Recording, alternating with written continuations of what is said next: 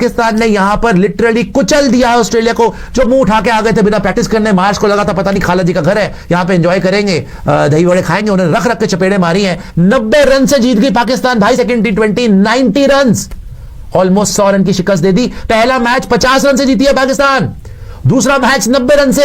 अबे क्या तीसरा 200 से हारोगे? पाकिस्तान ने ऑस्ट्रेलिया को हरा दिया है, सीरीज अपने नाम कर लिया। लगातार 2 मुकाबले जीतकर पाकिस्तान ने यह सीरीज जीत लिया है। लेकिन आज के मैच में हुआ क्या क्या, आज के मैच का हाइलाइट्स क्या है, यह हम आपको बताने वाले हैं। पूरा वीडियो देखे बगैर जाइएगा मत। तो सलमान अली आगा, अगर आप नंबर 3 जब से आप उनकी देख रहे हो कि नंबर 3 जब से खेलना शुरू किया है, तो तब से भाई बंदा एक इंटेंट के साथ आ रहा है, जो इंटेंट मिसिंग लगती है पाकिस्तान क्रिकेट में। और जब भी भाई देखो क्या होता है ना कि ड्रेसिंग रूम में कप्तान की एक पोजीशन इज्जत वाली होनी चाहिए। सलमान अली आगा अगर ऐसी परफॉर्मेंस देंगे तो उनके कम से कम ड्रेसिंग रूम में एक लीडर के तौर पर देखे जाएंगे वो। अस्सलामुअलैकुम नाज़रीन, जैसा कि आपने देख ही लिया होगा कि पाकिस्तान ने कैसे आज ऑस्ट्रेलिया को धो डाला। 90 रन से आज जीत पाकिस्तान ने हासिल की। पिछले मैच में 50 से, इस मैच में 90 रन से शिकस्त देकर ऑस्ट्रेलिया को पाकिस्तान ने सीरीज अपने नाम कर लिया है 2-0 से। और आइंदा भी पाकिस्तान मैच जीत कर वाइट वॉश कर सकता है। तो नाज़रीन, इंडियन मीडिया को सुने कैसे रो रहा है, ना चाहते हुए भी पाकिस्तानी टीम की तारीफ़ें कर रहा है, क्योंकि इंडिया हमारा दुश्मन है। लेकिन ये मजबूरी बन गई इनकी पाकिस्तानी को तारीफ करना। वीडियो को एंड तक देखिएगा, बहुत मजा आएगा भाई। आज के मैच में ना सबसे बड़ा, सबसे अच्छी बात पाकिस्तान क्रिकेट के लिए ये रही कि जो नंबर 3 पर सबसे ज्यादा डिबेट हो रहा था कि आगा सलमान को खेलना चाहिए या बाबर आजम को, वो डिबेट अब लगभग में खत्म कर दिया है। क्योंकि आगा सलमान ने आज 40 गेंदों पे 76 रन समथिंग उसने पारी खेली है। और भाई ये पारी देखकर ना कोई ये नहीं बोल सकता कि नहीं यार इसको नंबर 3 पर नहीं खेलना चाहिए।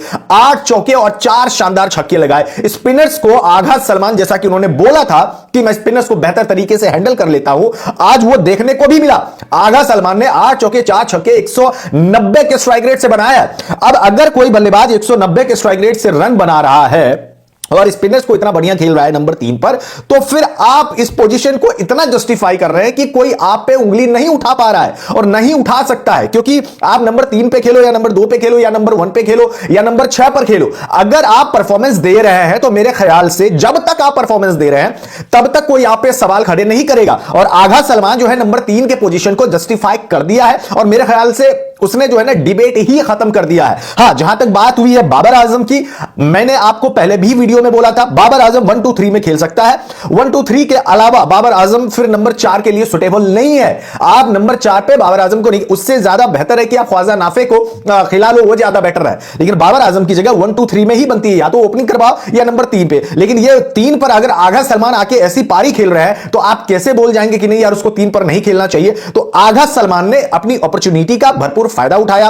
और अगर मैं बाबर आजम के बारे में बात करूं तो बाबर आजम का ऑनेस्टली यार जो स्पिनिंग गेम है, जो स्पिन खेलता है थे वो पहले, अब उतने ज्यादा कॉन्फिडेंट नजर नहीं आते। वॉकिंग विकेट जो है बाबर आजम बन गए। मतलब बिग बैश में भी मैंने देखा, अब वो टी20 में भी देख रहा हूं, पाकिस्तान के लिए भी जब खेल रहे हैं वहां पर भी, तो बाबर आजम जो है स्पिनर्स के हाथों वो बहुत आसानी से आउट हो जा रहे हैं। और ये कंसर्न जो है ये बनता है पाकिस्तान की बैटिंग लाइनअप में, जो कॉम्बिनेशन के बारे में मैं आपसे बात भी कर रहा था कि यार ये कॉम्बिनेशन अगर ऐसा रहा तो नहीं होना चाहिए। लेकिन नंबर 3 के पोजीशन को आगा सलमान ने। अब आते हैं बल्लेबाजी पे, सॉरी गेंदबाजी पे। 198 रन पाकिस्तान की टीम ने बनाया। 199 रन का टारगेट जो है वो मिला पाकिस्तान, सॉरी ऑस्ट्रेलियाई टीम को। अब ऑस्ट्रेलिया की आज मैंने बल्लेबाजी देखी भाई, मेरी आंखों पे भरोसा नहीं हो पा रहा था कि ये ऑस्ट्रेलियाई टीम है। मतलब ऑस्ट्रेलिया का जो सबसे बड़ा बल्लेबाज, जो सबसे बड़ा टी20 बल्लेबाज जो है उसका नाम है Travis head. Travis head Sam Ayub तक को नहीं खेल पा रहा भाई। ये स्पिनिंग गेम जो है ऑस्ट्रेलिया का इतना ज्यादा खराब है भाई, मुझे तो समझ में नहीं आ रहा था। आप शादाब खान को छोड़िए, आप सैम अयूब तक को नहीं खेल पा रहे हैं। उस्मान तारिक के बारे में बहुत ज्यादा बातें हो रही है, उस्मान तारिक से ज्यादा भाई अबरार अहमद आपसे नहीं खेला जा रहा ऑस्ट्रेलियाई टीम से। ऑस्ट्रेलिया का कोई बल्लेबाज आज जो 10 के 10 विकेट जो है ना, अगर आप देखेंगे ना तो सबके कॉलम में, सारे के सारे स्पिनर्स के कॉलम में आज विकेट आए हैं। चाहे वो मोहम्मद नवाज हो, शादाब खान हो, उस्मान तारिक हो, अबरार अहमद हो या सैम अयूब ने, सब ने जमकर जो है ना आज महफिल लूट लिया, एकदम लूट लिया। और भाई ये जो पाकिस्तान की टीम है ना, ये बस ये जो कॉम्बिनेशन है 3 और 4 5 का, अगर इसको सुधार लेना तो सेमीफाइनल पाकिस्तान टीम का कोई रोक नहीं रहा है। क्योंकि ये फिर श्रीलंकाई कंडीशंस में पाकिस्तान की टीम बहुत ज्यादा इनविंसिबल हो जाएगी। आप याद करो, मैंने एक वीडियो भी बनाया था और मैंने आपको बताया था कि जो पाकिस्तान के पास इस समय लग्जरी है वो है आपका कि आपके पास स्पिनर्स है, आपके पास बॉलिंग ऑलराउंडर्स हैं और ये विकेट आपको निकाल कर दे देगा। 6 स्पिनर्स आपके पास है जिनके साथ आप खेल सकते हैं। और आप मानिए आपने 20 ही ओवर गेंदबाजी करनी है, 4 over Mohammad Nawaz, 4 over Usman Tariq, 4 over Abrar Ahmed, 12 over ऐसे निकल जाता है। 2 ओवर अगर आप करवा लेंगे सैम अयूब से और 2 ओवर आप शादाब खान या किसी और से भी करवा लोगे, आपका तो भाई ऐसे ही काम चल जाएगा भाई। 16 ओवर्स अगर स्पिनर्स डाल दिए, मजाल है कि कोई 200 प्लस रन बना दे, मुमकिन ही नहीं है। और 4 ओवर जो है ना, आप वो तो शाहीन अफरीदी से खिला सकते हो या किसी और से, या फिर नसीम शाह को या फिर सलमान मिर्जा को अगर आप ले सकते हैं तो ले सकते हैं भाई। एक पेसर के दम पे जो है ना, ये पाकिस्तान की टीम पूरा का पूरा वर्ल्ड कप खेल सकता है, क्योंकि हैवी स्पिन फ्रेंडली विकेट आपको श्रीलंका में होने वाला है और वहां पे पेसर्स का इतना ज्यादा काम नहीं है। 4 ओवर अगर आपको डालना है, 4 ओवर आप पेसर से डलवा दीजिए। 108 रन पर जो है आज ऑस्ट्रेलियाई टीम सिमटी है।